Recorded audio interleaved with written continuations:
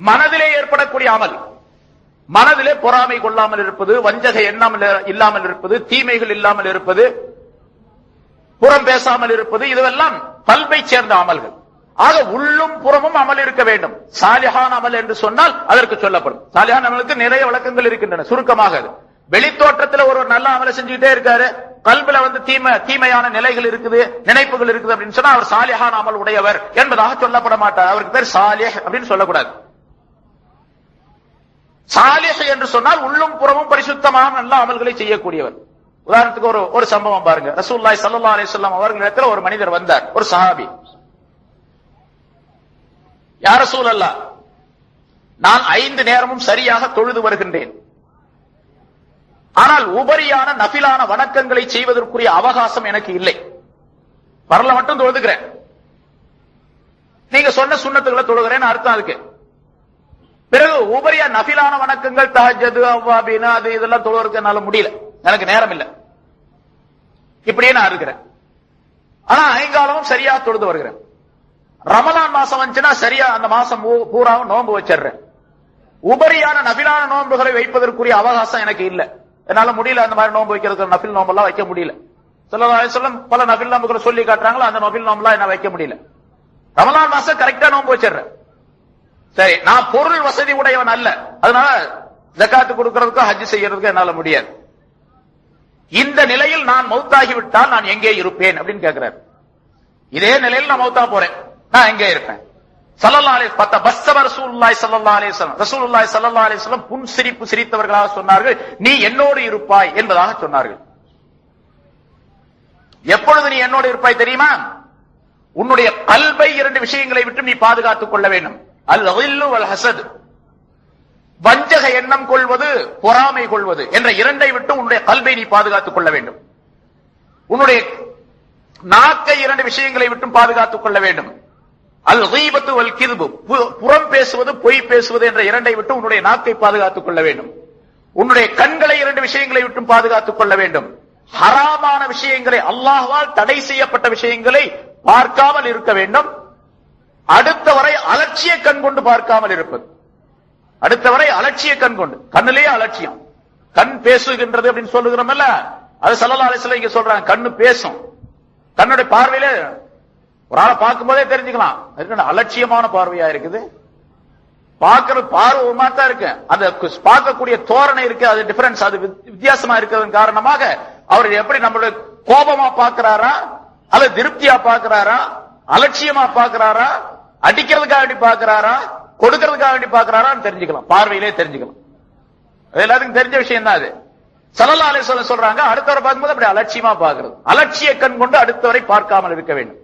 இந்த 3 உறுப்புகளிலே இந்த 6 தீமைகள் உன்னிடத்தில் இருந்து வராமல் இருந்தால் நீ சொர்க்கத்தில் என்னோடு இப்படி இருப்பாய் என்று 2 உள்ளங்கைகளையும் சேர்த்து காட்டினார்கள் ஸல்லல்லாஹு அலைஹி வஸல்லம் என்று இமாம் கஸாலி ரஹ்மத்துல்லாஹி அலைஹி அவர்கள் தங்களுடைய யஹ்யாவிலே சொல்லி காட்டுகின்றார்கள்.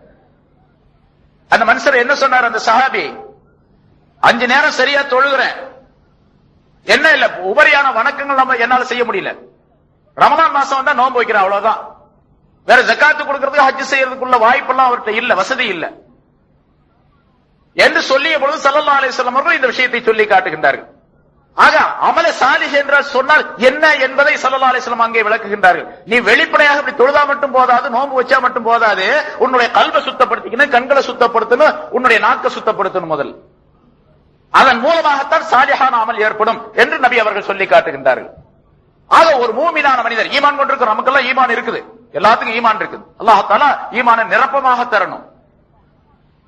எப்படிப்பட்ட நிரப்பமான ஈமான்னா, நரகத்துக்கு போகவே கூடாது. நரகத்துக்கு பக்கத்துல சில பூமின்கள் இருப்பாங்க, நரகத்துக்கு போயிட்டு அப்புறம் திரும்ப அல்லாஹ் தஆலா கடைசி காலத்துல வெளியாகி கொண்டு போய் சொர்க்கத்துல போடுவான். அப்படிப்பட்ட மூமின்களாக இருக்கக்கூடாது. நரக வாடையே இல்லாமல் சொர்க்கத்திற்கு போகக்கூடிய அமைப்பை அல்லாஹ் தஆலா தரணும். அப்படிப்பட்ட மூமினாக நாம் ஆகணும். அதுக்காகத்தான் இந்த விஷயங்கள்ல சொல்லப்படுது.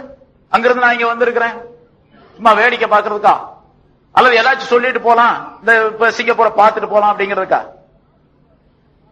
ஏதாவது சொல்லக்கூடிய விஷயங்களை ஏதாவது கேட்டு நீங்கள் பயன்பெறும் பொழுது எனக்கு லாபம், உங்களுக்கு லாபம்.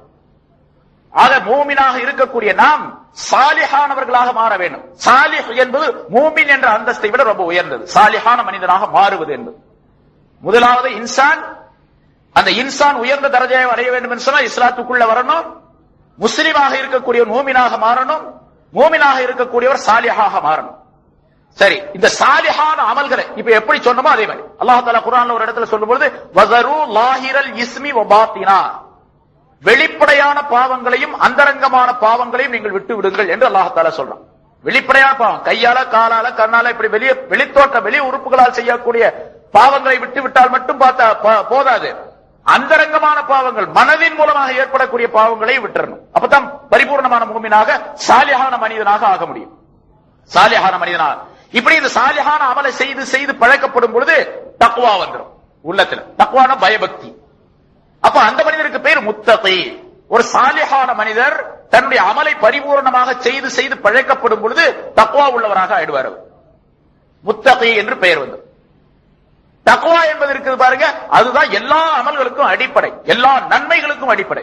எந்த நன்மை செய்ய வேண்டும் என்று சொன்னாலும் சரி அதுக்கு தக்வா வேணும். சரி, இந்த அமல்கள் இருக்கு பாருங்க, தொழுகிறோம், நோன்பு வைக்கிறோம், ஜக்காத் கொடுக்கிறோம், ஹஜ் செய்யறோம், இன்னும் நல்ல அமல்கள்லாம் செய்யறோம். இந்த நல்ல அமல்களுடைய பிரதிபலன், அதனுடைய விளைவு என்னன்னு சொன்னா தக்வாதாரியா ஆவதும். நோன்பை பத்தி பாருங்க, லஅல்லக்கும் தத்தகூன், நீங்கள் முத்தகீன்களாக ஆவதற்காக வேண்டி என்று அல்லாஹ் தஆலா சொல்லுகின்றான். ذَلِكَ கிதாப் லா ரைப ஃபீஹி ஹுதல் லில் முத்தகீன், இது முத்தகீன்களுக்கு நேர் வழி காட்டும் என்று அல்லாஹ் தஆலா சொல்லுகின்றான். ஆக தக்வா உடையவர்களாக நாம் இருக்கணும். இந்த தக்வாங்கிறது எப்ப வரும்? முன்னால் சொல்லப்பட்ட இஸ்லாம் என்பதில் இருந்து ஈமான் என்ற அந்தஸ்திற்கு போய் ஈமான் என்ற அந்தஸ்தை நிரப்பமாக்கி சாலிஹான அமல் செய்து சாலிஹான அமலில் இருந்து மேம்பட்டு அந்த மனிதன் போகும்பொழுது தக்வாதாரியாக அந்த மனிதன் மாறுகின்றான், முத்தகையாக மாறுகின்றான். இந்த தக்வா வலுப்பட்டு அதிகமாக அதிகமாகி அல்லாஹ் தஆலாவிடத்தில் உயர்ந்த அந்தஸ்தை பெற்ற ஒரு நிலை இவனுக்கு ஏற்பட்டு, அதை அல்லாஹ் தஆலா குர்ஆன்ல சொல்லும்போது இன்ன அக்ரமக்கும் இன்தல்லாஹி அத்காக்கும், உங்களிலே கண்ணியத்திற்குரியவர் அல்லாஹ் தஆலாவிடத்தில் மரியாதைக்குரியவர் யார் என்று சொன்னால் யார் உங்களிலே தக்வா அதிகமாக இருக்கின்றதோ அவர்தான். அத்கா, அத்கா என்று சொன்னால் ஆங்கிலத்தில் சூப்பர்லேட்டிவ் என்பதை சொல்வார்களே அந்த வார்த்தை அத்கா. ரொம்ப யாருக்கு தக்வா இருக்குதோ அவர்தான் அல்லாஹ் தஆலாவிடத்தில் கண்ணியத்திற்குரியவர், மரியாதைக்குரியவர், கௌரவத்திற்குரியவர் அவர்.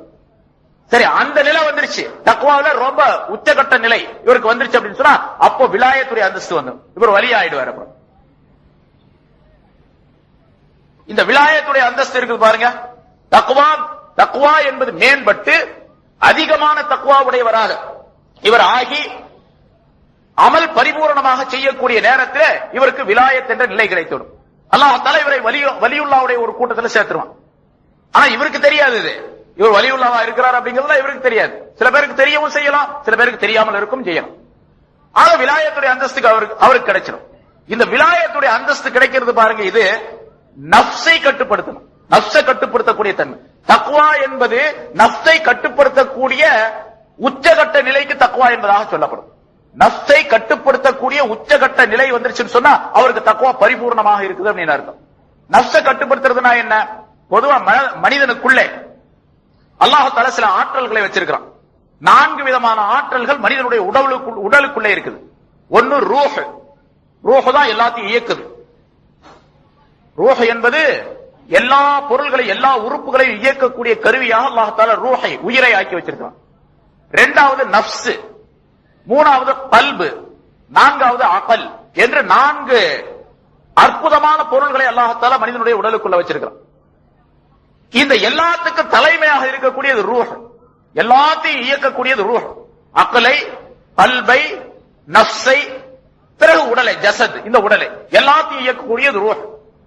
சரி, இந்த நஃப்ஸ் என்றால் என்ன அப்படிங்கறத மட்டும் தெரிஞ்சுக்குவோம். நஃப்ஸ்னு சொன்னா மனிதனுக்குள்ள தீமையை தூண்டிவிடக்கூடிய ஒரு ஆற்றல், ஒரு சக்தி அல்லாஹ் தஆலா வச்சிருக்கான்.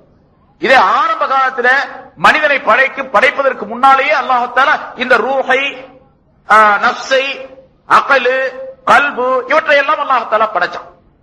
அதற்கு முன்னதாகவே படைச்சான். இந்த நஃப்ஸை அல்லாஹ் தஆலா முதலாக அல்லாஹ் தஆலா அகலை படைச்சு, அகல் என்ற அறிவை படைத்த, அறிவு, அகல் தான் அறிவு. அகல் அகலு கல்பு அப்படின்னு சொன்னா, கல்புன்னு சொன்னா இதயம், இதயம் சொன்னா இந்த உடலுடைய இந்த நெஞ்சில இடது பக்கத்தில் இருக்கக்கூடிய அந்த சதை துண்டு இருக்குது, அதல்ல கல்பு. அது கல்பு என்று எதை அல்லாஹ் ரசூல் குறிப்பிடுகின்றார்களோ, அல்லாஹ் தஆலா குர்ஆன்ல சொல்றானோ, ரசூல் ஸல்லல்லாஹு அலைஹி வஸல்லம் ஹதீஸ்ல சொல்றாங்களோ, உங்க கல்பை சுத்தமா வச்சுக்கங்க அப்படின்னு சொல்லப்படுகிறதா, அந்த கல்பை காட்டி தரக்கூடிய வெளிப்படையான ஒரு உறுப்பு தான் இது. கல்புங்கிறது இதல்ல. இதுவல்ல கல்பு. கல்பு அந்த ஆற்றலை காட்டி தரக்கூடிய பொருளாக அல்லாஹ் தஆலா இந்த கல்பை வச்சிருக்கிறான். இந்த உடலுக்குரிய எல்லா சக்திகளையும் உண்டாக்கி தருவதற்கு ரத்த ஓட்டத்திற்கு மர்கஸாக அல்லாஹ் தஆலா அதனை ஆக்கி வச்சிருக்கான் கல்பு என்பது. சரி, இது இப்படி சொல்லிட்டு போற இது வேற பக்கம் போயிடும். ஆக அல்லாஹ் தஆலா மனிதனுடைய உடலுக்குள்ள இப்படி 4 அதே மாதிரி தான் அக்கல் அப்படிங்கிறது அப்படித்தான். அக்கல் என்பதை அல்லாஹ் தஆலா முதலாக படைத்து ஆலமுல் அர்வாஹ் ஆரம்பத்துல அக்கலை படைச்சு, அக்கல்னா அறிவை படைச்சு நீங்க வா அப்படின்னு கூப்பிட்டானா வந்துச்சு, போன்னு சொன்னா போச்சு, உட்காருன்னு சொன்னா உட்கார்ந்துச்சு, எந்திரின்னு சொன்னா எந்திரிச்சிச்சு. நீ யாரு நான் யாருன்னு கேட்டான். யா அல்லாஹ் நீ என்னுடைய ரப்பு நான் உன்னுடைய அடிமை அப்படின்னு சொல்லிச்சு அந்த ஆக்கல். சரி நீ நல்ல புள்ள அப்படின்னு சொல்லி அல்லாஹ் தஆலா இருக்க வச்சான். உன்னை இன்சான்ட்ட நான் வைக்கிறேன் அப்படின்னு சொன்னான். பிறகு நப்ச படைச்ச அல்லாஹ் தஆலா நப்ச படைச்சு நீ வான்னு கூப்பிட்டான், போன்னு சொன்னா எதுவுமே செய்யல, அது அப்படியே உட்கார்ந்து இருந்துச்சு. சொன்ன இருந்த இடத்துல அப்படியே உட்கார்ந்து இருக்குது. நீ யாரு நான் யாருன்னு கேட்டானா அல்லாஹ் தஆலா நீ தான் நான் தான் அப்படின்னு. அதுதான் அந்த நப்சு இருக்கிற இடத்துல அனானியத்து, நான் தான். அனானியத்துன்னு சொன்னா நான் தான் அப்படிங்கிறது. நான்கிற அனானியத்து இருக்கும் பொழுது அந்த மனுஷன் உயரவே முடியாது. உலகத்திலே உயர்ந்து போக முடியாது, ஆகிரத்திலே உயர முடியாது. நான் தான் நீ தான் அப்படின்னு. ஓ உனக்கு ரொம்ப திமிரு அப்படின்னு சொல்லிட்டு அல்லாஹ் தஆலா இதை கொண்டு போய் நரகத்துல போடு அப்படின்னு சொன்னான். 100 வருஷம் நரகத்துல போட்டு நரக வேதனை தரப்பட்டது, அதுக்கு நரக நெருப்புல வாட்டப்பட்டது. பிறகு 100 வருஷத்துக்கு பின்னால அதை கொண்டு வந்து வெளியே வச்சு இப்ப சொல்லு நீ யாரு நான் யாருன்னு கேடு.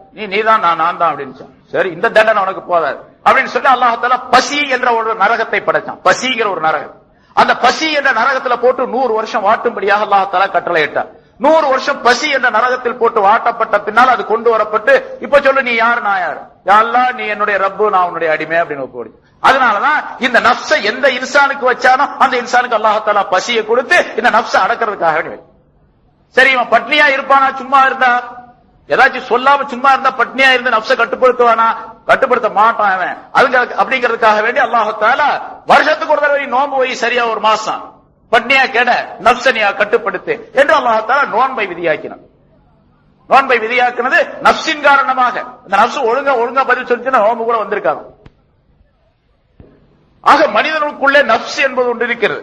இந்த நப்சு இருக்குது ஆரம்பத்துல அல்லாஹ் தஆலாவிட்ட தகராறு பண்ணி இருக்குது. அது நம்மகிட்ட இருந்தா எப்படி இருக்கும்? அப்போ அதனால எப்பவுமே தகராறு பிடிச்சதுதான் இது. அதனால அல்லாஹ் குர்ஆன்ல சொல்றான், இன்ன நப்சல் அம்மாரத்தும் பிஸ்ஸூ, நப்சு இருக்கின்றதே அது எப்பொழுதுமே தீமையைத்தான் சொல்லிக் கொண்டே இருக்கும், நன்மையை சொல்லவே சொல்லாதது.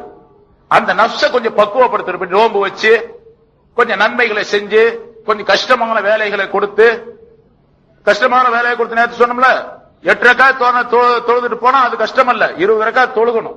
20 ரக்காத் தொழுகிறதோட அப்புறம் 20 ரக்காத் தொழுதுட்டு வந்து கொஞ்ச நேரம் குர்ஆன் ஓதணும். ராத்திரியில ரமலானுடைய காலங்கள்ல பகல்லாம் நோன்பு வைக்கணும், ராத்திரில 20 ரக்காத்து தொழுகணும், அப்புறம் அதுக்கு பின்னால குர்ஆன் ஓதணும், அப்புறம் தஹஜ்ஜத்துக்கு எந்திரிக்கணும், பிறகு தஹஜ்ஜத் தொழுது போட்டு சஹர் செய்யணும். இதுபடி எல்லாம் கஷ்டம் கொடுத்தா தான் அந்த நப்சு பக்குவப்படும். 8 ரக்காத்து தொழுகணும் அப்படின்னு சொல்றவங்க நப்சை கஷ்டப்படுத்த கூடாது அப்படிங்கிறாங்க. நப்செல்லாம் பக்குவப்படுத்தாதீங்க, அப்படியே இருக்கட்டும் அது அப்படின்னு சொல்லக்கூடிய கூட்டம். ஆக நப்சை கட்டுப்படுத்துவதற்காக வேண்டி அல்லாஹ் தஆலா சில விதிமுறைகளை ஆக்கி வச்சிருக்கிறான். இப்படி நன்மைகளை செய்து செய்து பழக்கப்படுத்தி அந்த நப்சை தன்னுடைய கட்டுப்பாட்டுக்குள் கொண்டு வரும் பொழுது இப்ப நப்சு தீமை செய்யறது கொஞ்சம் கொஞ்சமா விடும். 2வது தரஜாவுக்கு வருது. 2வது தரஜா வரும்பொழுது நப்சே முல்ஹிமா அப்படின்னு பேர் பெறுது. நப்ச அம்மாரா என்பதிலிருந்து நப்ச முல்ஹிமா அப்படின்னு பேர் வரும். நப்ச முல்ஹிமா என்று சொன்னால் நப்ச லவ்வாமான் பேரு. 2வது நப்ச லவ்வாமா. லவ்வாமா என்று சொன்னால் பழித்து கூறுதல் என்பதாக பொருள். அதற்கு ஏதாவது ஒரு பாவத்தை செஞ்சிட்டோம், அடடா பாவத்தை செஞ்சு போட்டோமே அப்படின்னு சொல்லிட்டு ஒரு கவலை ஏற்பட்டு நப்சே இனிமேல் நீ பாவம் செய்யாதே அப்படின்னு சொல்லிட்டு செய்த பாவத்திற்காக வேண்டி வருந்தி மன்னிப்பு தேடக்கூடிய ஒரு சூழ்நிலை ஏற்படும். அந்த நிலை ஒரு மனிதனிடத்தில் ஏற்பட்டால் அந்த மனுஷனுக்கு நப்ச லவ்வாமா வந்துருச்சுன்னு அர்த்தம். நப்ச அம்மாராவிலிருந்து நப்ச லவ்வாமாவுக்கு வந்துட்டார் அவர். சரி, இன்னும் கொஞ்சம் அந்த நப்ச பக்குவப்படுத்தி நன்மைகளையே செய்ய வேண்டும் என்ற ஒரு தூண்டுதலை ஏற்படுத்தி கொண்டால் அந்த நப்சுக்கு பெயர் நப்ச முல்ஹிமா. நன்மைகளையே அதிகமாக செய்வதற்கு தூண்டுதல் செய்யும் அது நப்ச முல்ஹிமா. நன்மைகளை இல்ஹாமாக சொல்லக்கூடிய ஒரு நப்சு என்பதாக பொருள். அதற்கு தீமைகளை கொஞ்சமா தான் செய்யுது, நன்மைகளை அதிகமா செஞ்சுக்கிட்டே இருக்கு. எப்போது சில நேரங்களில் தீமைகளை செஞ்சுட்டா ரொம்ப கஷ்டப்படுவார், அவர் ரொம்ப வருந்துவார், கவலைப்படுவார். அல்லாஹ் தஆலாவிடத்தில் கண்ணீர் சிந்தி கையேந்தி அல்லாஹ்விடத்தில் மன்னிப்பு கேட்டுக் கொள்வார். இந்த நிலை ஒரு மனிதனிடத்தில் வந்துச்சுன்னா அந்த மனுஷனுடைய நப்சு 3வது தரஜாவுக்கு வந்துருச்சு, நப்ச முல்ஹிமாவுக்கு வந்துருச்சு. இந்த நப்ச முல்ஹிமா என்பதை பக்குவப்படுத்தி நல்ல அமல்களை அதிகமாக செய்து பயிற்சி எடுத்துக்கொண்டு அதை மேம்பாட்டுக்கு கொண்டு வரும் பொழுது அந்த நப்சுக்கு பெயர் முத்துமஇன்னா என்று பெயர் வந்துடும். 4வது நப்ச அம்மாரா, லவ்வாமா, முல்ஹிமா, முத்துமஇன்னா 4வது தரஜா. இந்த முத்துமஇன்னா என்ற அந்த அமைப்புக்கு அந்த நிலைக்கு வந்து விட்டால் பாவங்களை செய்யவே மாட்டார். எப்பாவது ஏதாவது ஒரு சூழ்நிலையிலே ஒரு சின்ன தவறுகள் ஏதாவது செஞ்சுட்டா, சின்ன சின்ன தவறுகள், ரேசான தவறுகள் அப்படி செஞ்சுட்டா கூட அவருக்கு கஷ்டமா இருக்கும், ரொம்ப கவலைப்படுவார். இப்ப அந்த நிலை வந்துருச்சு அப்படின்னு சொன்னா பாவமே செய்யறதே இல்ல, நன்மைகளைத்தான் செஞ்சுக்கிட்டே இருப்பாரு. உலகத்தினுடைய வாழ்க்கையில் அதிகமாக பற்றுதல் இருக்காது, ஆகிரத்தை பற்றி சிந்தனை அதிகமாக இருக்கும், அல்லாஹ்வை பற்றி பயம் அதிகமாக இருக்கும், தன்னை பற்றி கவலை இருக்கும், அடுத்தவர்களை பற்றி கவலை இருக்கும். இப்படி எல்லா சூழ்நிலைகள் வந்துவிட்டால் அவருக்கு நப்சு முத்துமஇன்னா வந்துருச்சுன்னு அர்த்தம். ஆக ஒரு மனிதன் சாதாரண விலாயத்துடைய அந்தஸ்தை பெறுவதற்கு நப்ச முத்துமஇன்னாவுக்கு வரணும். நம்ம எல்லாம் வந்திருக்கிறோமா அப்படின்னு கேட்டா அப்படி யாரையும் சொல்லவே முடியாது. நப்ச முத்துமஇன்னாவுக்கு வரக்கூடிய ஆளுங்கிறது ரொம்ப ரேர், ரொம்ப கம்மியான ஆள். அது இந்த காலத்துல குறிப்பா இருக்கலாம், நமக்கு தெரியல வெளிய. அதாவது என்ன போல ஆளுகள்லாம் அந்த மாதிரி வர முடியாது. நப்ச முத்துமஇன்னாவுக்கு வர்றது ரொம்ப கஷ்டம், விலாயத்துடைய அந்தஸ்துக்கு வர்றது ரொம்ப கஷ்டம். ஆக விலாயத்துடைய அந்தஸ்துக்கு வரணும் அப்படின்னு சொன்னா அவர் நப்ச முத்துமஇன்னாவுக்கு வந்து ஆகணும் கண்டிப்பா. அதனால்தான் அப்படிப்பட்ட ஒரு மனிதர் இந்த உலகத்தை விட்டு செல்லும் பொழுது அல்லாஹ் தஆலா அந்த மனிதரை கூப்பிட்டு சொல்லுகின்றான் குர்ஆன்ல, யா அய்யத்துஹன் நப்சுல் முத்துமஇன்னா, அமைதி பெற்ற நப்சே, யா அய்யத்துல் முத்துமஇன்னா இர்ஜிஇ இலா ரப்பிகி, உன்னுடைய ரப்பின் பக்கம் நீ மீண்டு வருவாயாக, போன இடத்துக்கு திரும்பி வருவாயாக என்று அல்லாஹ் தஆலா அந்த நப்சை கூப்பிடுறான், அழைக்கிறாங்க. யா அய்யத்துஹன் நப்சுல் முத்துமஇன்னா, அமைதி பெற்ற நப்சே, இர்ஜிஇ, நீ திரும்பி வருவாயாக. இர்ஜிஇ என்று சொன்னா இங்கிருந்து தான் முதல்ல போன, அதனால இங்கே திரும்பி வான்னு கூப்பிடுறான் அல்லாஹ் தஆலா. இர்ஜிஇ இலா ரப்பிகி ராலியத்தம் மர்லியா, நீ அல்லாஹ்வை பற்றி திருப்தி கொண்டவனாகவும், மர்லியா அல்லாஹ்வினால் நீ திருப்தி கொள்ளப்பட்டவனாகவும் திரும்பி வருவாயாக. ஃபதுகுலி ஃபீ இபாதி வதுகுலி ஜன்னதி, என்னுடைய நல்லடியார்களுடைய கூட்டத்திலே நீ சேர்ந்து கொள்வாயாக, என்னுடைய சொர்க்கத்திலே நுழைந்து கொள்வாயாக என்று அந்த நப்சுக்கு அல்லாஹ் தஆலா நற்செய்தி சொல்லி அழைக்கின்றான் என்பதாக அல்லாஹ் தஆலா குர்ஆனிலே சொல்லி காட்டுகின்றான். இந்த நப்சு வந்துருச்சு, அவர் விலாயத்துடைய அந்தஸ்துக்கு வந்துட்டார். இப்ப விலாயத்துடைய அந்தஸ்துக்கு வர்றது எத்தனை தரஜாங்க? இன்சான் என்பதிலிருந்து ஒரு மனிதன் முஸ்லிமாக ஆகி, முஸ்லிம் என்பவர் மூமினாக ஆகி, மூமின் என்பவர் சாலிஹான அமல் உடையவராக சாலிஹ் என்ற பெயரை பெற்று, சாலிஹ் என்பவர் முத்தகி என்ற பெயரை பெற்று, முத்தகி என்பவர் பிறகு முத்மஇன்னா என்ற நப்சுடையவராக ஆக்கப்பட்டு வலி என்ற விலாயத் என்ற அந்தஸ்தை பெற வேண்டும். சரி, இந்த விலாயத்துடைய அந்தஸ்து இருக்கு பாருங்க, அதுக்கு பின்னால மேல போய்கிட்டே இருக்கணும். அல்லாஹ் தஆலாவை நெருங்குவதற்கு ஆயிரக்கணக்கான படித்தரங்கள் இருக்கின்றன, ஆயிரக்கணக்கான உயர்வுகள் இருக்கின்றன, ஆயிரக்கணக்கான புரமோஷன்கள் இருக்கின்றன. எல்லாம் ப்ரமோஷன். ஒரு முஸ்லிம் என்ற அந்தஸ்தில் இருந்து மூமினாக ஆகிறது ஒரு ப்ரமோஷன், மூமினாக இருந்து சாலியா ஆகிறது ஒரு ப்ரமோஷன், அதற்கு அடுத்து தக்வா சாலியா இருந்து முத்தகி போறது ஒரு ப்ரமோஷன், பிறகு அங்கிருந்து விலாயத். சரி, இந்த விலாயத்துடையவர் இருக்கிறாரு பாருங்க, விலாயத்துல பல அந்தஸ்து இருக்குது. அந்த வலி என்ற பெயரில் இருந்து கொஞ்சம் மேல போயிட்டார், அமல் செஞ்சு நல்ல அமலை செஞ்சு மேல போயிட்டாருன்னு சொன்னா அவருக்கு பேர் நகீப் அப்படின்னு சொல்லப்படும். நகீப் ரொம்ப பரிசுத்த, தேர்ந்தெடுக்கப்பட்டவர்கள் பரிசுத்தமானவர் அப்படின்னு அர்த்தம். இந்த பரிசுத்தமானவர்கள் இருக்காங்க பாருங்க, அவங்க பல நகீபுகள் இருக்கலாம் இந்த உலகத்துல. ஒரே காலத்து ஒரே நேரத்தில் இந்த உலகம் முழுவதும் 300 நுகபாக்கள், நகீபுக்கு பன்மை நுகபாக்கள் 300 நபர்கள் இந்த உலகத்தில் இருந்துகிட்டே இருப்பாங்க. ஏக காலத்துல 300 நபர்கள் நுகபா என்று சொல்லப்படக்கூடிய இந்த உலகம் முழுவதும் இருந்துகிட்டே இருப்பாங்க. இது யாருக்காவது தெரியுமான்னு கேட்டா அவங்களுக்கே தெரியாது. அல்லாஹ் தஆலா அந்த தரஜாவை அவங்களுக்கு கொடுத்துறான். அந்த 300 நபர்கள் ஏக காலத்தில் இந்த உலகம் முழுவதும் இருந்துகிட்டு இருப்பாங்க. சரி, இந்த நகீப் என்பவர் தன்னுடைய அமலை இன்னும் அதிகமாக செய்து செய்து மேல போனார், இன்னும் மேல போனார் அப்படின்னு சொன்னா அவருக்கு பேர் நஜீப்னு பேர் வரும். நுஜபாக்கள் என்பதாக அவர்களை சொல்லப்படும். அவங்க உலகம் முழுவதும் ஏக காலத்தில் 70 நபர்கள் இருப்பார்கள். அவங்க 70 பேர் இருப்பாங்க, அந்த நுஜபாக்கள் என்று சொல்லப்படக்கூடியவர். இந்த நஜீப் என்பவர் இன்னும் அமல் செய்து மேல போகும்போது அவருக்கு பேர் அபுதால் அப்படின்னு சொல்லப்படும். அபுதால்கள் பதில் என்று சொன்னா அவர் தன்னை மாற்றிக்கொள்ளக்கூடிய சக்தி பெற்றவர். அவர் அபுதால் அல்லது முதலா அப்படின்னு சொல்லப்படும். இவர்கள் ஏக காலத்தில் 40 நபர்கள் இருப்பார்கள்.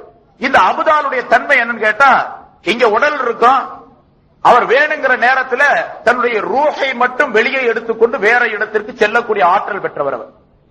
இதெல்லாம் குர்ஆன்ல இருக்குதா ஹதீஸ் இருக்குதான்னு கேட்பாங்க. என்ன இதெல்லாம் ஞானவான்களுடைய கருத்து. குர்ஆன்ல ஹதீஸ் எல்லாம் தெளிவான ஆதாரங்களை காட்ட முடியாது. குர்ஆன்ல இருந்தா சொல்றாங்க அவங்க, குர்ஆன்ல தெளிவாக நமக்கு தெரியாது. அப்படி ஒருத்தர் செய்ய முடியுமா?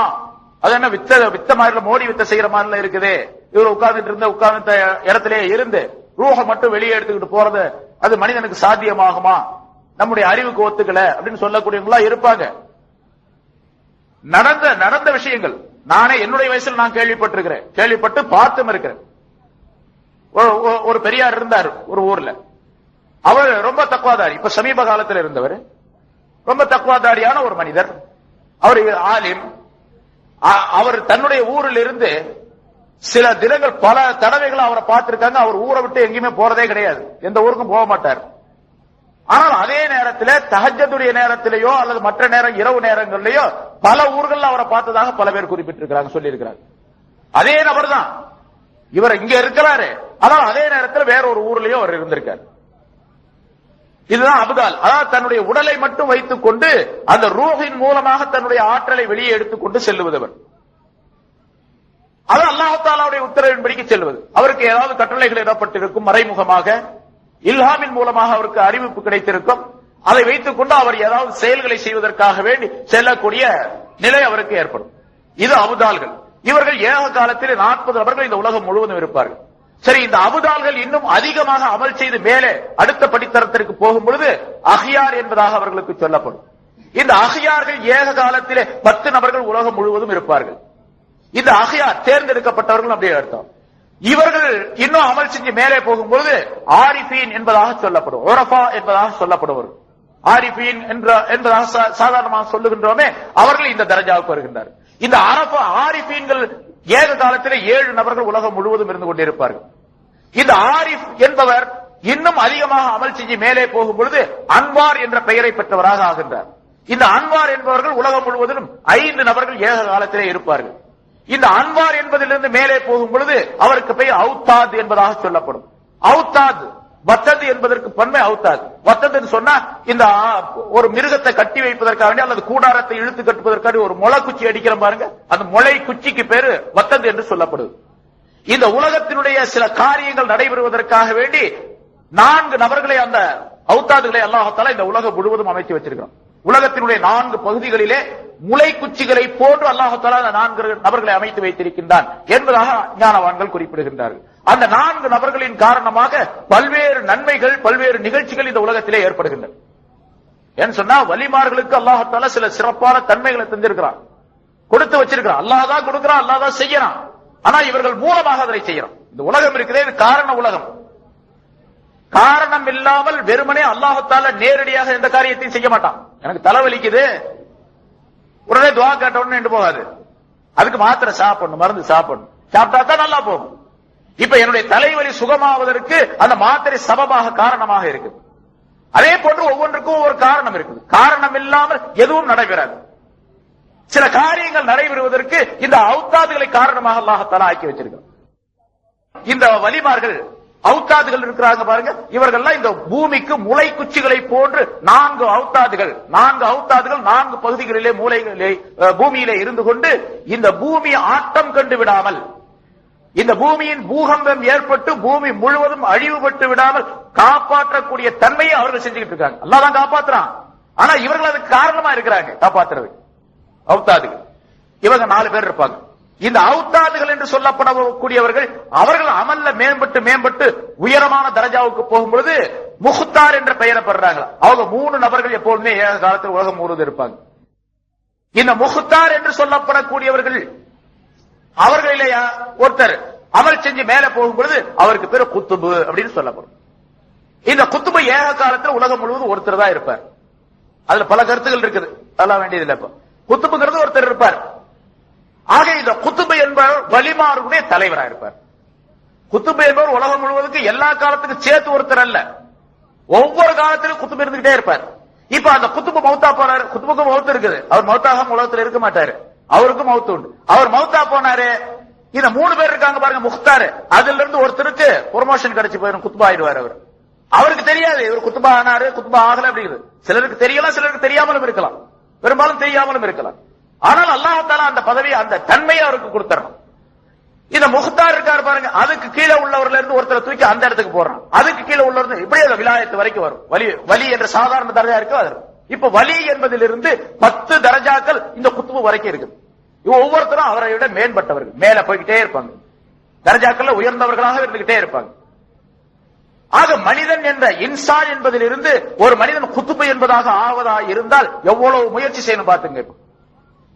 ஒரு சாதாரண ஒரு மனிதன் இருந்து, சாதாரண ஒரு முஸ்லீம் என்று வச்சுக்கோ, இல்ல நம்ம மூமின் என்று வச்சுக்கோ, இந்த மூமினான மனிதனில் இருந்து ஒரு குத்துபுடைய அந்தஸ்துக்கு வர்றதா இருந்தா எவ்வளவு பெரிய தியாகங்கள், எவ்வளவு பெரிய முயற்சிகள் செஞ்ச பின்னால அந்த இடத்துக்கு வர முடியும். இது ஒரு குத்துபுடைய அந்தஸ்து. இந்த குத்துபு என்பவர் இருக்கின்றாரே, இவர் குத்துபு என்பவர் இருக்கின்றாரே, இவருக்கு மேல ஒரு தரஜா, அதுக்கு மேல தரஜா, அதுக்கு மேல தரஜா. ஆக இந்த இன்சானுடைய தரஜாக்கள்ல ஆக மேல் உச்சமான தரஜாவிலே ரசூலுல்லாஹி ஸல்லல்லாஹு அலைஹி வஸல்லம் அவர்கள் இருந்துகிட்டு இருக்கிறாங்க. அதை விளக்குவதற்காக இந்த விவரங்கள் சொல்லப்படுது. இப்ப பாதி வரைக்கும் வந்திருக்குது. அதாவது இன்சான் என்பதில் இருந்து குத்துபு என்பது 15வது தரஜாவில வருது, 15வது அந்தஸ்துல வருது, படித்தரத்துல வருது. இந்த 15 வரைக்கும். இதற்கு மேல இன்னொரு 15 இருக்குது. இன்ஷா அல்லாஹ் அந்த 15 நாளைக்கு பார்ப்போம். நாளைக்கு பயான் இருக்குல்ல, அது நாளைக்கு அந்த 15 பார்த்து ஸல்லல்லாஹு அலைஹி வஸல்லம் எவ்வளவு பெரிய தரஜாவில எவ்வளவு உயர்வுல இருக்கிறாங்க அப்படிங்கறத கண்டு கொண்டால் ஸல்லல்லாஹு அலைஹி வஸல்லம் அவர்களுக்கு நம்ம எப்படி கட்டுப்படணும் அப்படிங்கிற ஒரு மனப்பான்மை ஏற்படும் நமக்கு. நபி அவர்கள் எவ்வளவு உயர்ந்தவர்கள் அப்படின்னு தெரிஞ்சா தானே கட்டுப்பட முடியும். அதனால நபி அவர்களுடைய சொல்லை கேட்பதற்காக அவருடைய தரஜாவை தெரிந்து கொள்ளணும். அதுக்காக வேண்டி இந்த சில விளக்கங்கள் சொல்லப்பட்டிருக்கின்றன. இன்ஷா அல்லாஹ் மீதியை நாம் நாளைக்கு இந்த நேரத்திலே இந்த இடத்திலே கேட்பதற்குரிய வாய்ப்பை அல்லாஹ் தஆலா தந்தருள்வானாக என்பதாக கேட்டுக்கொண்டு என்னுடைய உரையை இத்தோடு முடிக்கிறேன். வாஹிரு தாவானா அல்ஹம்துலில்லாஹி ரப்பில் ஆலமீன். மனிதர்களிலே நபிமார்களுக்கு அடுத்ததாக சஹாபாக்களை போன்று உயர்ந்தவர்கள் யாருமே கிடையாது. நம்முடைய ஈமானுடைய கொள்கையிலே ஒன்று, ரசூலுல்லாஹி ஸல்லல்லாஹு அலைஹி வஸல்லம் அவர்களுக்கு நபிமார்களுக்கு அடுத்ததாக மனித இனத்திலேயே மிக உயர்ந்தவர் அபூபக்கர் சித்திக் ரலியல்லாஹு தஆலா அன்ஹு அவர்கள். அப்படி நாம் ஈமான் கொள்ள வேண்டும், நம்முடைய அகீதாவிலே ஒன்றாக அமைய வேண்டும். அதற்கு அடுத்த அந்தஸ்து ஹஜ்ரத் உமர் ரலியல்லாஹு தஆலா அன்ஹு அவர்களுக்கு. அதற்கு அடுத்த அந்தஸ்து மூன்றாவதாக உஸ்மான் ரலியல்லாஹு தஆலா அன்ஹு அவர்களுக்கு. நான்காவதாக அலி ரலியல்லாஹு தஆலா அன்ஹு அவர்களுக்கு. மற்ற சஹாபாக்கள் எல்லாம் ஒரே விதமான தரம் உடையவர்கள். அதிலே கொஞ்சம் கொஞ்சம் வித்தியாசம் இருக்கலாம், சில நபர்கள் சில மேன்மைக்கு உரியவர்களாக இருக்கலாம். ஆனால் மற்ற சஹாபாக்கள் இந்த 4 நபர்களுக்கு ஒப்பாக ஆகவே மாட்டார்கள். 4 நபர்களுக்கு ஒப்பாக, 4 சஹாபாக்களுக்கு ஒப்பாக எவருமே ஆக மாட்டார்கள். ஆக சஹாபாக்களுக்கு தனி ஒரு அந்தஸ்து உண்டு, தனிப்பட்ட முறையில் ஸல்லல்லாஹு அலைஹி வஸல்லம் அவர்களோடு தொடர்பு கொண்டு ஈமான் கொண்டு அவர்களுடைய வழிமுறையை ஏற்றுக்கொண்டதின் காரணமாக, அவர்களுடைய ஒளியிலிருந்து இவர்கள் ஒளியை ஏற்றுக்கொண்டதின் காரணமாக அப்படிப்பட்ட ஒரு தனிப்பட்ட சிறப்பு உண்டு சஹாபாக்களுக்கு. இந்த சஹாபாக்களை பார்த்தவர்கள் தாபிஈன்கள். யார் யார் சஹாபாக்களை பார்க்கின்றார்களோ அவர்கள் எல்லாம் தாபிஈன்கள், அவர்களை தொடர்ந்து வந்தவர்கள் என்பதாக பெயர் அவர்களுக்கு. தாபிஈன்களிலே கட்டுப்பட்டவர்கள் தான் நம்முடைய இமாம்கள் 4 வரும். 4 இமாம்களும் தாபிஈன்களிலே கட்டுப்பட்டவர். அதிலே முதலாவதாக இந்த உலகத்திலே பிறந்தவர்கள் தாபிஈன்களிலே இமாம் அபூ ஹனீஃபா ரஹ்மத்துல்லாஹி அலைஹி அவர்கள். ஹிஜ்ரி 80வது ஆண்டிலே பிறந்து 150வது ஆண்டிலே இந்த உலகத்தை விட்டு பிரிந்தார்கள். இமாம் மாலிக் ரஹ்மத்துல்லாஹி அலைஹி அவர்கள் 90வது ஆண்டிலே பிறந்து ஹிஜ்ரி 100 அவர்கள் இறக்கின்றார்கள். அதே பாரு ஷாஃபி ரஹ்மத்துல்லாஹி அலைஹி அவர்கள் ஹிஜ்ரி 150 பிறந்து 205வது ஆண்டிலே அவர்கள் இறந்தார்கள்.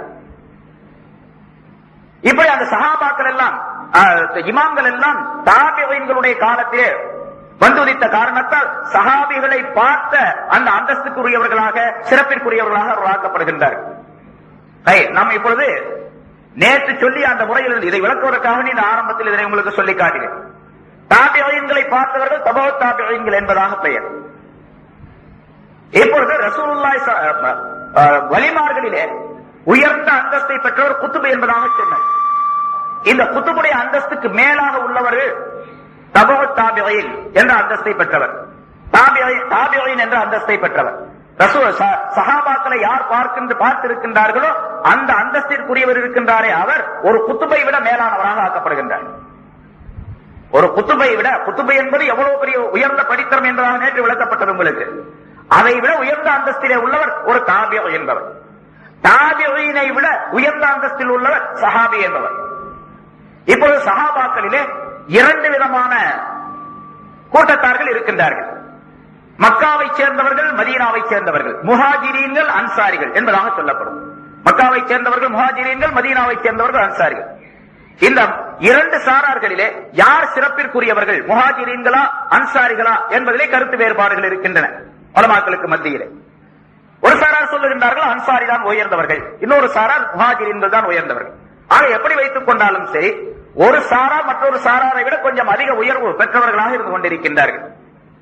முஹாஜிரீன்கள் இருக்கின்றார்களே, அவர்கள் ஆரம்பத்திலே பல்வேறு துன்பங்களை ஏற்றுக்கொண்டு இந்த ஈமானை ஏற்றுக்கொண்டார்கள். ஈமானை ஏற்றுக்கொண்டதின் காரணமாக ஏராளமான துன்பங்களுக்கு உள்ளானார்கள். ஆகவே அவர்கள் தான் உயர்வானவர்கள் என்பதாக ஒரு சாரார் குறிப்பிடுகின்றார்கள். எப்படியும் சஹாபாக்களிலே இந்த இரண்டு சாரார்களிலே ஒரு சாராரை விட மற்றொரு சாரார் கொஞ்சம் உயர்ந்தவர்களாக இருந்து கொண்டிருக்கின்றார்கள்.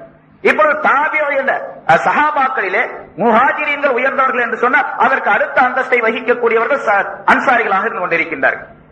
சரி, இந்த சஹாபாக்களிலே முஹாஜிரீன்கள் அன்சாரிகள் என்ற இந்த சஹாபாக்களிலே அவர்களிலே மிக உயர்ந்தவராக ஒரு சாரார் குறிப்பிடப்படுகின்றார்கள். அவர்கள் யார் தங்களுடைய உயிரையும் பொருளையும் ஜிஹாதிலே அர்ப்பணித்தார்களோ அப்படிப்பட்ட மனிதர்கள், அதாவது ஷஹீதாக்கப்பட்டவர்கள், சுஹதாக்கள் என்று பெயரை பெற்றவர்கள் மிக உன்னத அந்தஸ்தை பெறுகின்றார்கள் சஹாபாக்களிலே மற்றவர்களை விட.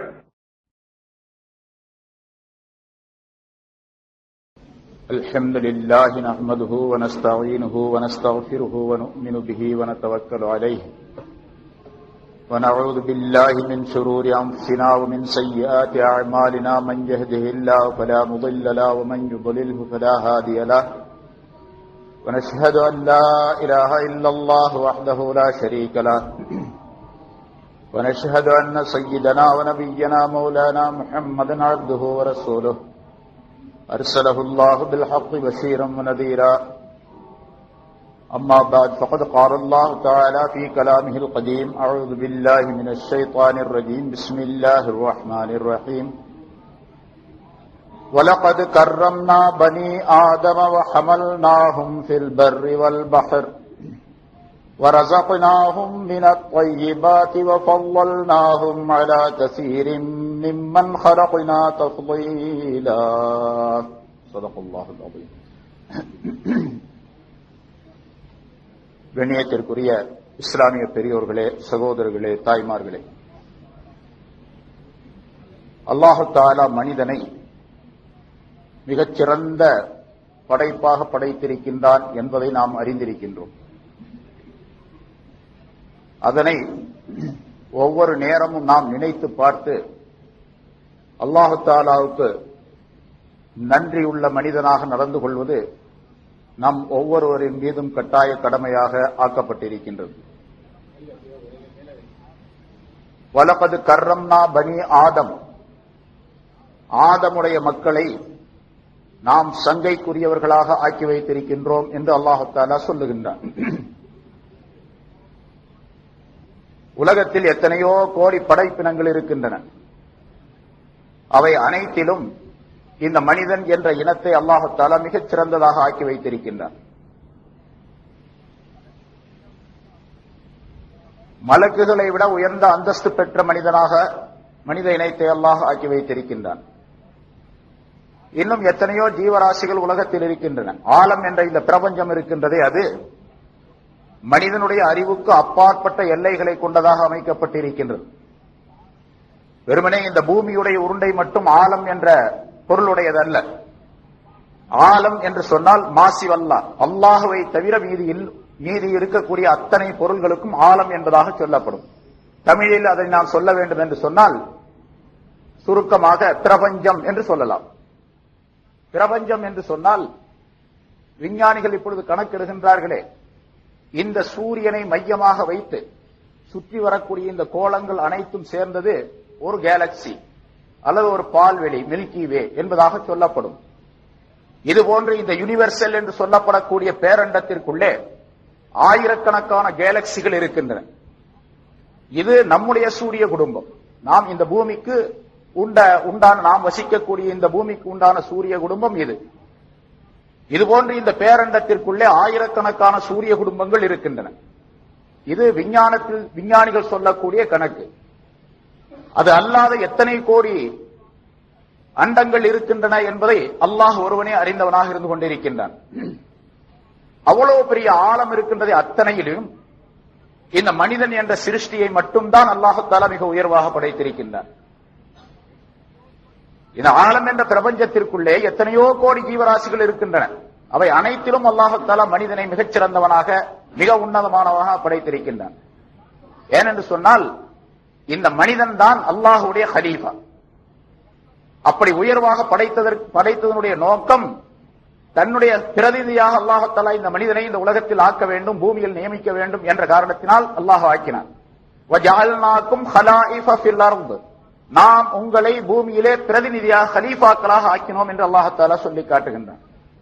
அல்லாஹ்வுடைய ஹலீஃபாவாக இருக்க வேண்டும் என்று சொன்னால் அதற்கு ஒரு தனி அந்தஸ்து வேண்டும். அந்த அந்தஸ்தை தான் இந்த உலகத்தில் எந்த பொருளுக்கும் கொடுக்காத நிலை அல்லாஹ் தஆலா கொடுத்து வைத்திருக்கின்றான். இந்த ஆலம் என்ற பிரபஞ்சம் இருக்கின்றதே, அதில் இருக்கக்கூடிய அத்தனை விஷயங்களும் இன்சான் என்ற இந்த மனிதனுக்குள் அடக்கப்பட்டிருக்கின்றன. ஹஜ்ரத் அலி ரலியல்லாஹு தஆலா அன்ஹு அவர்கள் சொல்லி காட்டுகின்றார்கள், மனிதன் என்பவன் மிக பெரிய ஆலம். இந்த கண்ணுக்கு தெரியக்கூடிய இந்த ஆலம் இருக்கின்றதை, வெளி பிரபஞ்சம் இருக்கின்றதை, இது சிறிய ஆலம். மனிதன் தான் மிக பெரிய ஆலம் என்பதாக சொல்லி காட்டுகின்றார்கள். எனவே மனிதனே, நீ அல்லாஹுவை பற்றி அறிந்து கொள்ள வேண்டும் என்று சொன்னால், அல்லாஹுடைய சக்தியை, அல்லாஹு தஆலாவுடைய ஆற்றலை, அவனுடைய வலிமையை நீ தெரிந்து கொள்ள வேண்டும் என்று சொன்னால், இந்த வெளி உலகத்தை பார்க்க வேண்டிய அவசியம் கூட உனக்கு கிடையாது. மாறாக உன்னையே நீ பார்த்துக் கொண்டால் அந்த ஆற்றல் எல்லாம் உனக்கு தெரிய வரும். ஃபிக்ருக ஃபீக யக்ஃபீக, உன்னை நீ சிந்தித்து பார்ப்பதே உனக்கு போதுமானதாக இருக்கின்றது. உன்னையே நீ சிந்தித்து பார்ப்பது உனக்கு போதுமானதாக இருக்கிறது. வலைஸ ஷைஉன் ஹாரிஜம் மின்க, இந்த பிரபஞ்சத்தில் உள்ள எந்த பொருளும் உன்னுடைய உடலை விட்டும் அப்பாற்பட்டதல்ல.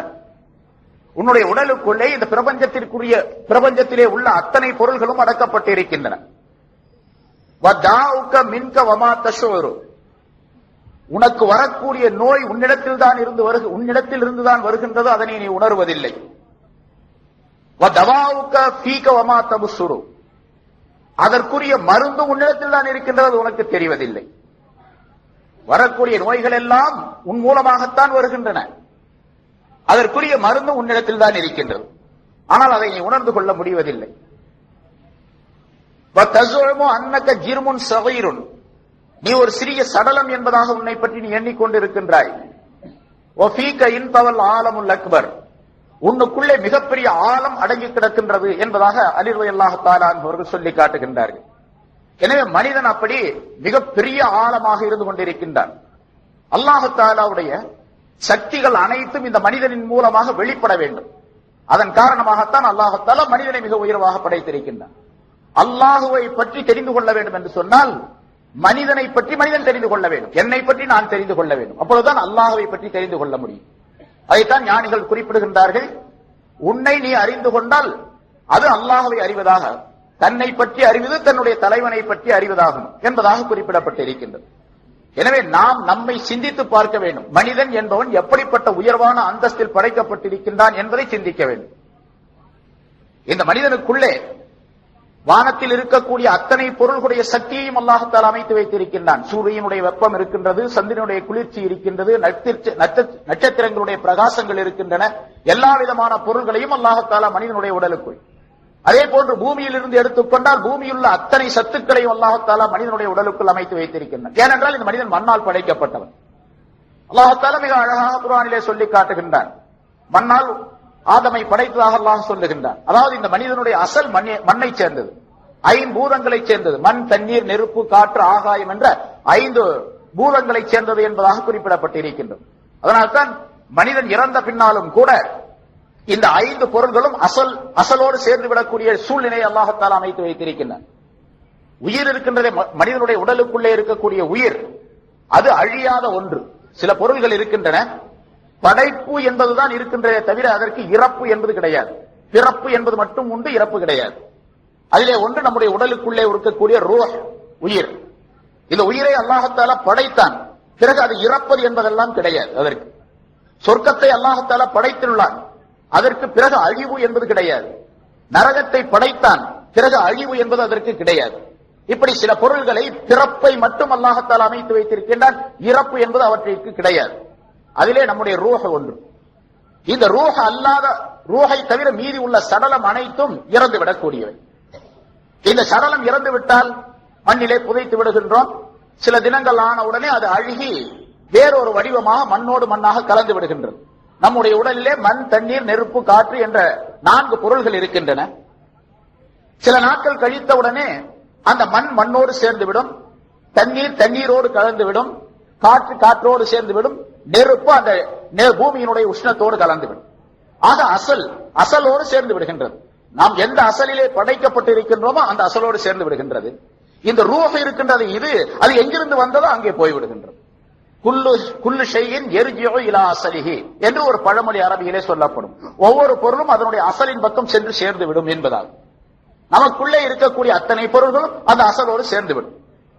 இப்படி மனிதன் மிகப்பெரிய ஆற்றல். இன்னும் சொல்லிக்கொண்டே போனால், மனிதனை பற்றி மட்டும் சொல்லிக் கொண்டே போனால் அது ஏராளமாக சொல்லலாம். நமக்குள்ளே உள்ள சக்தியை நாம் உணர்வதில்லை. நாம் யார் என்று நம்மை பற்றி தெரிந்து கொள்வதில்லை. ஆகவேதான் நாம் அல்லாஹுக்கு கட்டுப்படாமல் இருக்கின்றோம். நாம் அல்லாஹு தஆலாவுக்கு கட்டுப்பட வேண்டும் என்று சொன்னால் நம்மை பற்றி நாம் அதிகமாக தெரிந்து கொள்ள வேண்டும். நான் யார், எங்கிருந்து வந்தேன், என்ன செய்து கொண்டிருந்தேன், எப்படி இருந்தேன், எப்படி இருக்கின்றேன், என்ன ஆவேன் என்பது பற்றி என்னை பற்றி நான் முழுமையாக தெரிந்து கொள்ள வேண்டும். தெரிந்து கொண்டால் அல்லாஹு தஆலாவுடைய சக்தி எனக்கு தெரிந்துவிடும். மன் அரப நஃப்ஸஹு ஃபகத் அரப ரப்பா. யார் தன்னை பற்றி தெரிகின்றாரோ தன்னுடைய ரப்பை பற்றி தெரிந்து கொள்வார் என்பது ஸல்லல்லாஹு அலைஹி வஸல்லம் அவருடைய பண்பு. அல்லாஹ் தஆலா எவ்வளவு அற்புதமாக இந்த மனிதனை அமைத்து வைத்திருக்கின்றான். கண்களை பாருங்கள், காதுகளை பாருங்கள். ஒவ்வொரு பொருளும் இந்த உலகத்தில் எந்த விஞ்ஞானியாலும் செய்ய முடியாத ஒரு பொருள் அது. ஒரு கண் போய்விட்டது என்று வைத்துக் கொள்வோம். யாராவது ஒரு விஞ்ஞானி அதனை தந்து விட முடியுமா? இந்த உலகத்தில் உள்ள அத்தனை விஞ்ஞானிகளும் சேர்ந்தாலும் அந்த கண் பார்வையை தர முடியாது. யா அய்யுஹல் இன்சான், மனிதனே, மா கர்ரக பிரப்பிக்கல் கரீம், உன்னுடைய சங்கைக்குரிய தயாளனான உன்னுடைய ரப்பை விட்டு உன்னை ஏமாற்றியது எது என்று அல்லாஹ் தஆலா கேட்கின்றான். மனிதனே, உன்னை ஏமாற்றியது எது?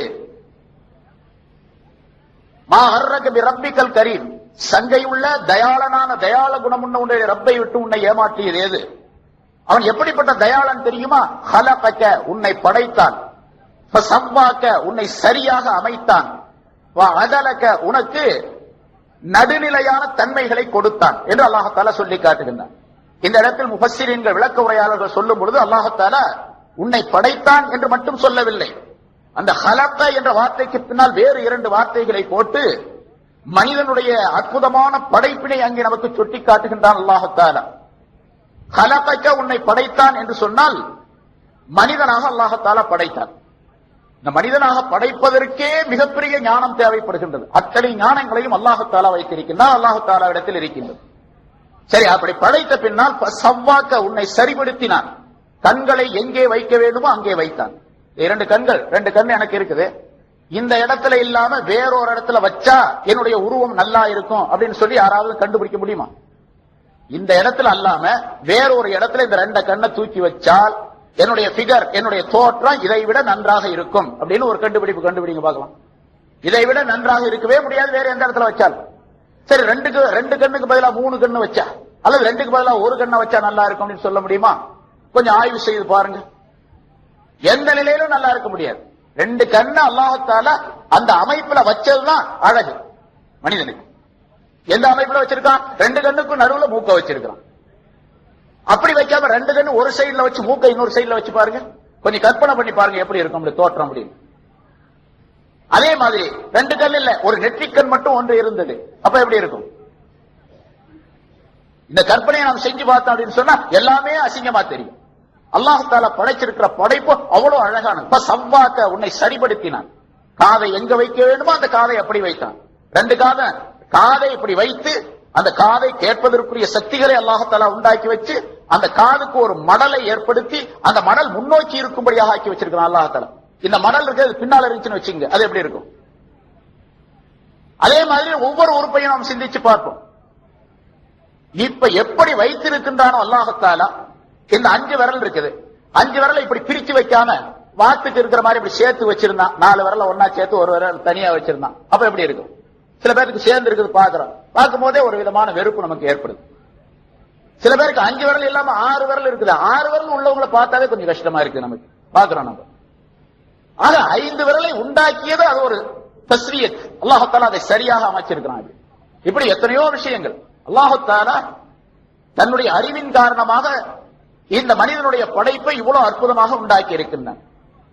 அதை ஃபஸவ்வாக, உன்னை சரியாக அமைத்தான். ஹலகக ஃபஸவ்வாக, உன்னை படைத்தான், உன்னை சரியாக அமைத்தான். கண்கள் 2, அது எந்த இடத்தில் இருக்க வேண்டுமோ அதை அப்படி அமைப்பதற்கு பேர் தஸ்வியத்து ஹல்க் என்பதாக சொல்லப்படும். அதே போன்று காதுகளை கொடுத்தது, மூக்கை கொடுத்தது, மூக்கிலே 2 துவாரங்களை வைத்தது, 2 துவாரங்களிலே ஒன்றில் மட்டும் மூச்சு ஓடும்படியாக செய்தது, மற்றொன்றை சும்மாக வைத்துக் கொண்டிருப்பது, அது ஒரு காலம் குறிப்பிட்ட நேரம் வரைக்கும் அப்படி ஓட்டி விடுவது, பிறகு அதை மாற்றுவது, இதுவெல்லாம் தஸ்வியத்துல் ஹல்க். அல்லாஹ் தஆலா தன்னுடைய மனிதனை, தன்னுடைய ஹலீஃபாவாகிய மனிதனை மிக உயர்ந்த அந்தஸ்தில் படைத்திருக்கின்றான் என்பதற்கு சான்றுகள் இவையெல்லாம். சரி, இப்படி 2 கண்ணை மட்டுமா படைச்சான், அந்த இடத்துல வச்சான். அடுத்து சொல்லுகிறான் அல்லாஹ் தஆலா, கலகக ஃபஸவ்வாக ஃபஅதலக, அதை சரியான முறையில் அமைத்தான். நம்முடைய கண்கள் இருக்கின்றனவே நடுத்தரமான பார்வை உள்ளவை, ரொம்ப தூரத்திலையும் பார்க்க முடியாது. இங்கிருந்து ஒரு 2 கிலோமீட்டர் 1 கிலோமீட்டருக்கு அந்த பக்கம் என்னுடைய பார்வை பார்க்க முடியாது, எந்த மனிதனும் பார்க்க முடியாது. 1 கிலோமீட்டருக்கு அந்த பக்கம் உள்ள பொருள் இந்த கண்ணுக்கு தெரியாது. சரி, ரொம்ப பக்கத்துல கொண்டு போய் வச்சுக்கிட்டீங்க, ஒரு பேப்பர் எடுத்துட்டு இப்படி கண்ணு கிட்ட கொண்டு போய் வச்சீங்கன்னு சொன்னா அப்பவும் தெரியாது. கிட்ட வச்சாலும் தெரியாது, ரொம்ப தூரத்துல இருந்தாலும் தெரியாது. கொஞ்சம் தள்ளி இருக்கணும். அந்த பார்வைக்கு சில முறைகள் இருக்குது. ஒளி வேணும், கண்ணு நல்லா இருக்கணும், அதே மாதிரி வெளியும் ஒளி வேணும், அப்போது அந்த எழுத்துகள் தெரியும், அந்த பொருள்கள் நம்முடைய கண்களுக்கு காட்சியை தெரியும். இந்த அமைப்பு இருக்குது பாருங்க, இந்த அமைப்புக்கு பெயர் அதாலத், நேர்மையாக நடுநிலையாக படைத்தல் என்பதா. கண்களை 2 கொடுத்ததோடு வேறு மிருகங்கள் வேறு பிராணிகளுக்குள்ள பார்வையை போன்று அல்லாஹ் தஆலா இந்த கண்களுக்கு கொடுத்து விடாமல் மனிதனுக்கென்று தனிப்பட்ட ஒரு பார்வை அமைப்பை அல்லாஹ் தஆலா உண்டாக்கி வச்சிருக்கான். அது வேற எந்த பொருளுக்கும் கிடையாது. ஆடு மாடு மிருகங்கள்லாம் இருக்குது பாருங்க, அதுக்கு கொஞ்சம் தூரத்தில் இருக்கிற பார்வையும் தெரியும், பூமிக்குள்ளே இருக்கக்கூடிய பார்வையும் தெரியும், பூமிக்குள்ளே என்ன நடக்குது அப்படிங்கறதும் தெரியும். ஸல்லல்லாஹு அலைஹி வஸல்லம் சொல்றாங்க, கபர்கள் இருக்கக்கூடிய இடங்கள்ல கபர்ல வேதனை செய்யப்பட்டு கொண்டிருக்கின்றது. சில ஹதீஸ்களை ஸல்லல்லாஹு அலைஹி வஸல்லம் சொல்லி காட்டுறாங்க. அந்த வேதனையை மனிதர்கள் ஜின்களை தவிர மற்ற எல்லா பிராணிகளும் அதை கேட்கின்றன, பார்க்கின்றன. மனிதனும் ஜின்களும் அதை மனிதன் அதனை கேட்க ஆரம்பித்தால் அல்லது அதை பார்க்க ஆரம்பித்தால் மூர்ச்சையாகி கீழே விழுந்து விடுவான் என்று ஸல்லல்லாஹு அலைஹி வஸல்லம் சொல்லி காட்டுகின்றார்கள். அதனாலதான் கபரிஸ்தான்ல மேஞ்சிட்டு இருக்கிற சில ஆடு மாடுகள் பாருங்க, சில நேரம் துள்ளி ஓடும், அங்க உள்ள எங்கேயோ நடக்குதுன்னு அர்த்தம். அது என்ன காரணம் இருக்காது, அது பாட்டுக்கு துள்ளிட்டு ஓடும் அல்லது கத்தும்.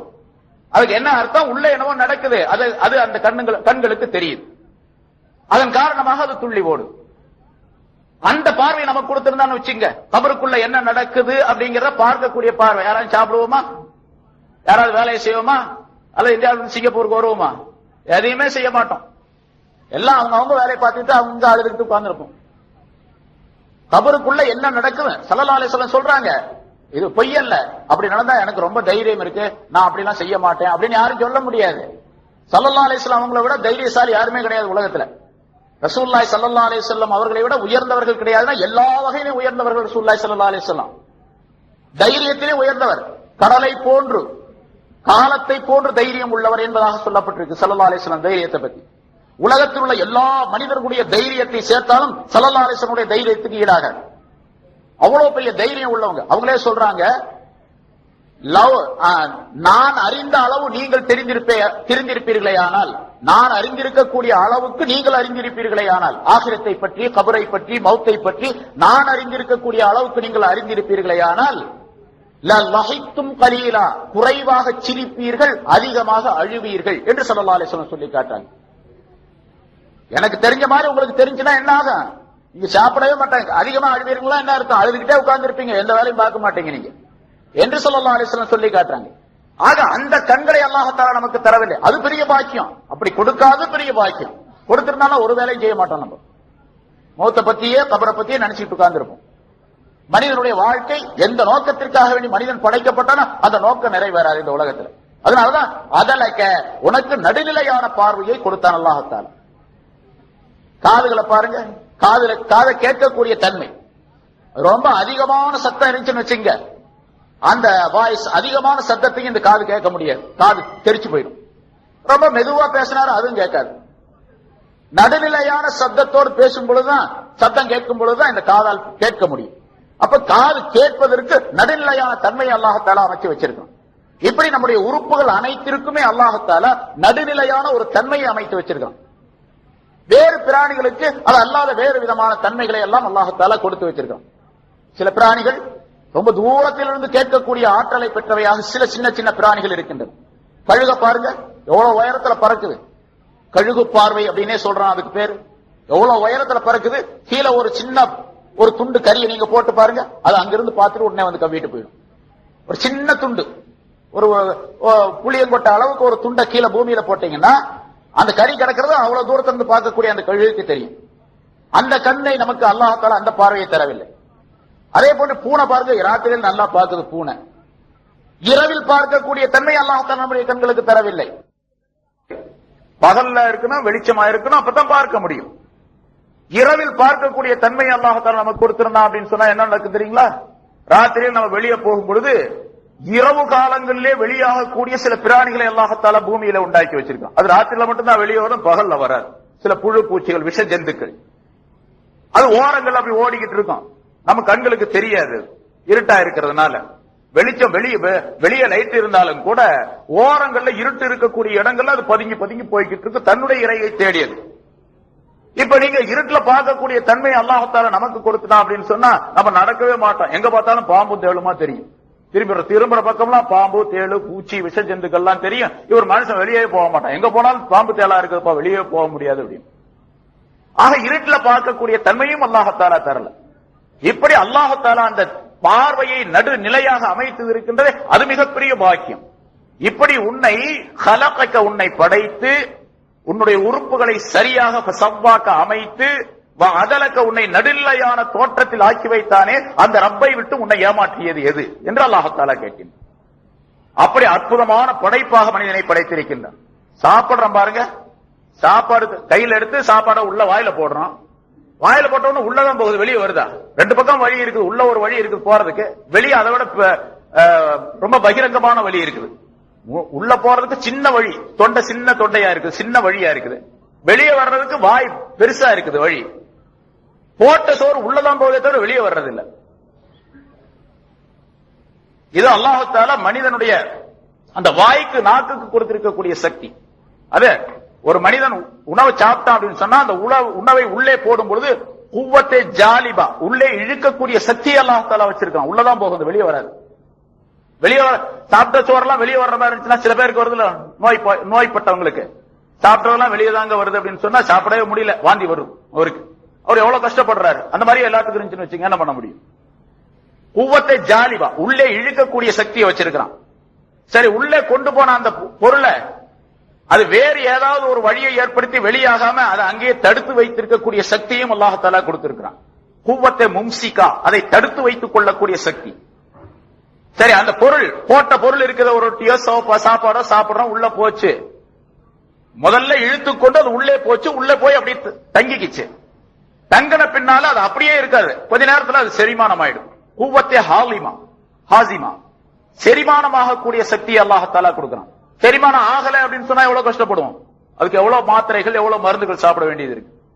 ஆக செரிமானம் ஆக்குறான் அல்லாஹ்தாலா. குவத்தை ஹாசிமா, அந்த செரிமானம் ஆக்கக்கூடிய சக்தி அல்லாஹ்தாலா கொடுத்திருக்கான்.